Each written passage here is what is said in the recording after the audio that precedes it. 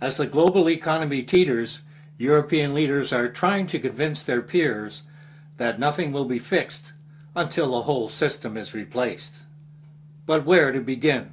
Karl Polanyi described the situation we face today over 65 years ago in The Great Transformation, where he says, "The control of the economic system by the market is of overwhelming consequence to the whole organization of society. It means no less than the running of society as an adjunct to the market. Instead of economy being embedded in social relations are embedded in the economic system. Banks should never have been allowed to acquire insurance or mortgage companies, and certainly not stock brokerage firms, where they have recklessly, if not in a criminal manner, gambled and lost our money." Probably the central tenet of neoliberalism is that there should be no government interference in the marketplace. Oh, sorry, unless, as we have seen, the markets need money. That, somehow, is different. Allowing private banks to create, as debt and at interest, more than 90% of the medium of money has to be the stupidest, most destructive thing we do. It creates an unworkable debt burden for governments and is a terrible injustice to citizens everywhere, reducing almost all of us to bank debt slaves through taxation and the deprivation of a social safety net. Banks, therefore, are at the very core of our economic and market difficulties today. So let's return to our question. Who owns the money? Because whoever owns the money, at least at this time in our history, rules the world. The market collapse began in the United States. The 8 families listed are the primary stockholders of the Federal Reserve System, which is neither federal, nor a reserve, nor a system. The Fed is a privately owned consortium of about 300 stockholders.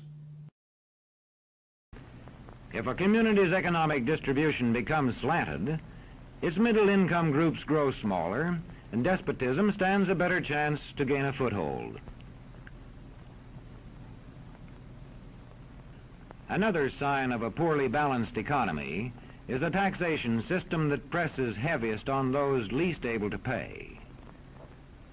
A larger part of a small income is spent on necessities such as food. Sales taxes on such necessities hit the small income harder. As this chart shows, there has been a significant shift in tax burden from corporations to individuals. Corporate profits in Canada in 1992 were 4.7% of gross domestic product. In 2007, they were 16% of GDP. We now know that for the last 4 consecutive years, corporate profits in Canada have been all-time record. The very effective Foreign Investment Review Agency and the National Energy Program, designed to protect key manufacturing, business, and resource sectors of our economy, were scrapped by the Mulroney government. The toothless Investment Canada watchdog, which replaced them in the mid-'80s, has been completely ineffective. The chart says it all. Canada has more of its manufacturing industry under foreign control than any other OECD country. The Globe and Mail of February the 6th notes that Canada is one of the few Western countries to have never stopped a foreign takeover. The Americans stop them all the time. Why do all other developed countries, except Canada, resist foreign takeovers? Investment is the term currently used for the acquisition of Canadian companies. But what actually occurs when a Canadian company is acquired by a foreign owner? Management and purchasing decisions are made by the new foreign owners. Research and development is done outside of Canada. Control of the databases and payrolls are shifted out of the country.